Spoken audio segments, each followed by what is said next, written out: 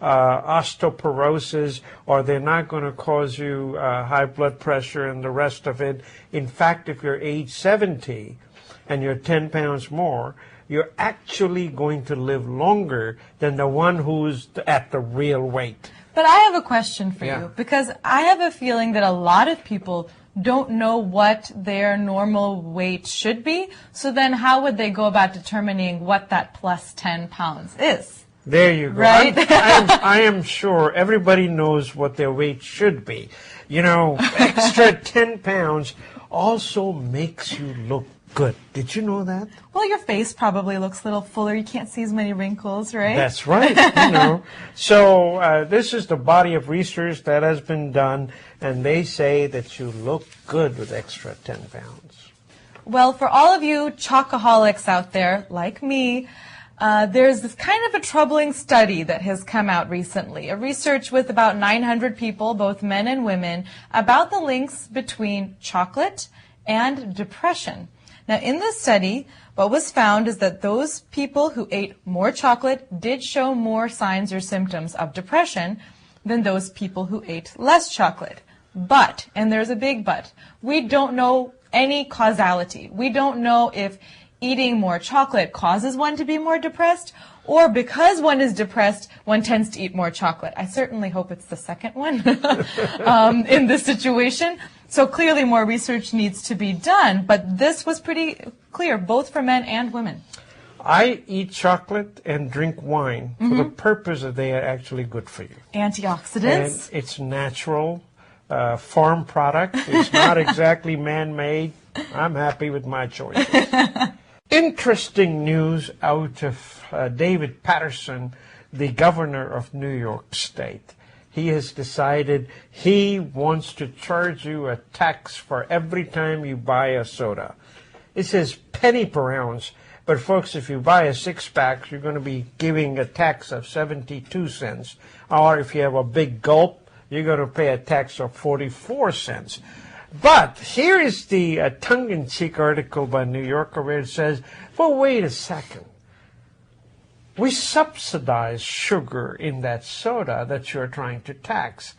We give Iowa farmers as much as $2 billion so that they can make that corn lower, so it makes corn syrup, and then you give it to the soda makers, the Mountain Dew and the Coca-Colas of the world. So the tongue-in-cheek article is here, the federal government says, give them subsidies, and here in New York State saying, I want to charge you tax. Yeah, we contradict ourselves, right? We know that sugar is killing us, yet we will subsidize corn farmers and corn syrup, and now you even have advertising on television. I hope you've probably seen this.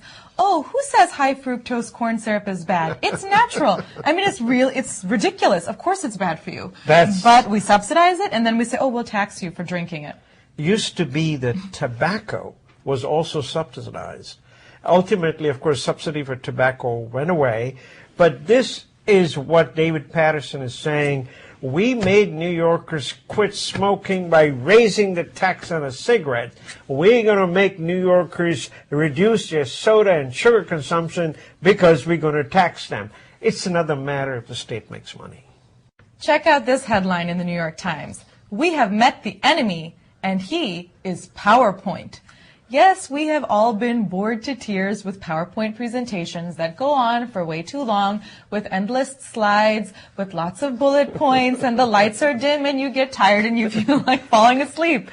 But did you know that PowerPoint is a major part of the military and how the military does business?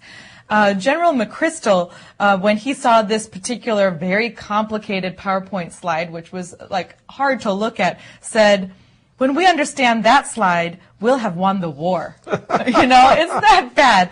And at first I thought this was just an article making fun of PowerPoint, but in fact, it goes into a little bit more depth about the problems with taking really complicated issues and trying to whittle them down to a list of bullet points. You lose a lot of context, you lose complexity, and you're not necessarily looking at problems in a deep and reflective way. Instead, it's what you can fit on your slides. And actually, there are a lot of junior people in the military who spend crazy amounts of time just creating PowerPoint presentations and working on slides. It's very much ingrained. All the way to President Obama and on down, everybody gets PowerPoint presentations. But I feel that that's a good way. You break down any problem in 20 parts and you present 20 different parts. I don't know. I like PowerPoint. It's a different thing that you go to sleep once it starts, but it solves a lot more problems. Well, it's not a black and white issue, right? In this article, there are a lot of military people who said when it comes to imparting information, like briefings for reporters, it's useful because you do need to break it down. Yeah. But when you're talking about senior leaders, right, in the military, looking at very complex war and peace issues, it doesn't fit on a slide, right? No. It's a much deeper conversation. I think that is the limitation here. I can understand, but one of the deep thinkers and one of the great thinkers, Professor C.K. Prahlad, passed away this past week. He was a professor at the University of Michigan, but much more than that, he was in many boardrooms as a director and as a consultant. Some of his famous, the one that I attended where he spoke, I want to tell you, he talked about poverty. And he said, folks, if you can do business with people who are in poverty, you make more money than you can do business with the rich people. Because poor people buy small things.